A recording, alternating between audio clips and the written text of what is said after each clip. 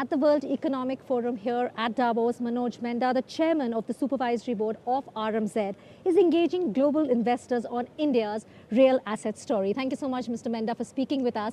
I think to begin with, what we need to know, what our viewers need to know, is about how India is positioned in this shifting landscape, specifically because looking at the challenges China is going through and also the US office market corrections. So tell us India's story here.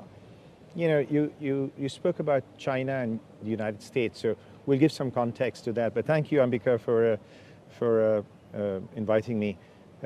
China has gone through some, systematic changes right now. I think the entire real estate sector is overheated. It has a debt which is probably as large as the Indian economy in just commercial real estate. So I think that's, to me, it's a bit fractured at this point in time. Okay. And if you look at the U.S. real estate, the secondary markets, there's been close to a 40 to 50% correction in pricing. What does that say for India, right? So when you look at India and you look at real estate, you look at it from a different lens. You first look at it macro. Macro, we're doing very well, 6 to 7% growth. Then you look at it from a geopolitical, and we have the best geopolitical relationships. We have great leadership, so that's another big tick mark. And then you start looking at how deep is the real assets market in India. It's barely, I would say 5 to 6% of GDP. That's probably less than half of what the US contributes in real estate to GDP, and China contributes 25% to GDP in terms of real estate. So India is really at this pivotal moment where I think if we make the right decisions, deploy the right long-term capital, and governed with the right public policy which the government has put in place, I think we're actually just in the beginning of something which is going to be very, very dynamic for us. Like you rightly said, everybody working together, whether it's policy or coming together. So collaboration, obviously, Mr. Menda, is key here. I want to ask you about public institutions and public capital, right? That's increasingly being asked to collab, especially when it comes on the nation-building scale. What is your take on that? Urban infrastructure is a very long-term game, right? So it's not something where you deploy capital and you expect to recycle it within 5 or 6 years' time. So in most markets where you deploy capital, the horizon is a 5 to 7 year horizon. But in India is no longer an emerging market, right? I mean, to me, it's a very developed market and it's developing.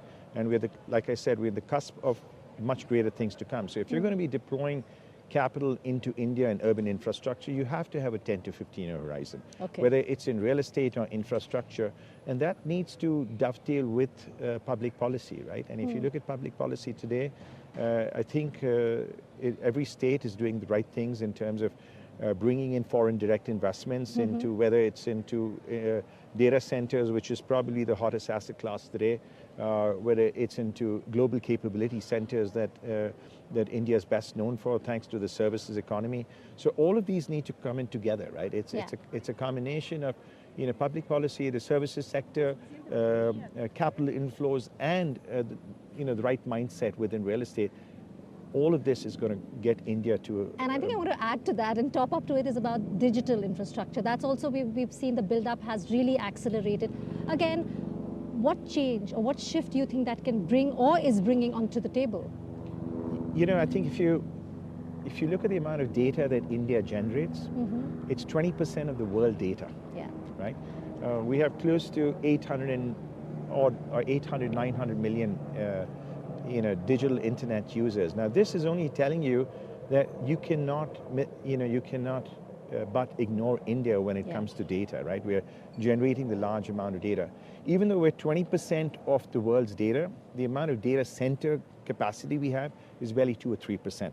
We barely have about 1 gigawatt of capacity right now operational in India, and that's expected to grow to about 7 or 8 gigawatts. Now, that's a huge amount of capital investment coming in, right? So if you move from 1 to 7, you're talking of investments that could be in excess of $100 billion just in data center capacity alone.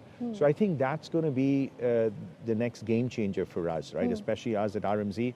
We're investing into data centers, and we're not just doing data centers, we're doing AI factories as well. So that's offering GPU as a service. So I think one needs to look at digital infrastructure as a core infrastructure. It's a very critical infrastructure as far as we're concerned. And India is just on the tip of the iceberg in terms of what it can provide for the rest of the world. Okay, and lastly, at Davos here, World Economic Forum, the theme is Spirit of Dialogue. Any plans, any specific agenda? No, I think it's going to be a great week ahead, a great week of partnerships. You spoke about public-private partnerships. I think the moment of truth is now for us. We want to collaborate with various state governments in India. We want to fuel the various state economies. Apart from that, we want to look at global capital that's looking at India. So a lot of partnerships around global capital, fueling growth in various states that we can possibly do. And I think these would be probably my two focal areas for this year. Well, wishing you all the very best and enjoy the rest of the time at Thank you, Davos. Ambika. Thank you so much. Pleasure meeting you. Great.